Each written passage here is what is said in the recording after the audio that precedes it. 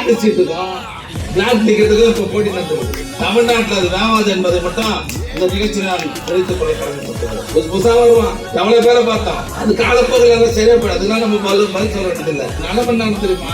Lottery சீட்டுக்கும் black டிக்கெட்டுக்கும் இப்ப போட்டி நடந்தது. அது சில பேருக்கு புரியும், சில பேருக்கு புரியாது. அதை தான் நீண்ட எடுத்து ஏற்பாடு பண்ணிக்கிறாங்க. எப்படின்னா என்ன பிடிச்சி வந்துட்டு மஞ்சாக்குடியான்னு நினைக்கிறாங்க. தமிழ்நாட்டில் அது வேவாது என்பதை மட்டும் இந்த நிகழ்ச்சி நான் தெரிவித்துக் கொள்ள கடமைப்பட்டது. 2026 வராது திமுக. நான் சொல்ற கேட்டுக்கோ.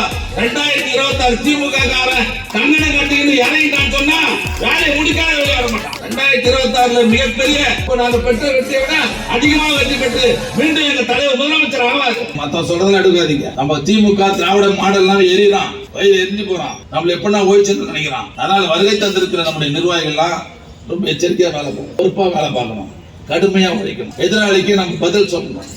தப்பா பிரச்சாரம் பண்றான். அதனால வேகத்தோடு பணியாற்றுவோம். 2026 மீண்டும் திராவிட முன்னேற்ற கழகத்தை உருவாக்குவோம்.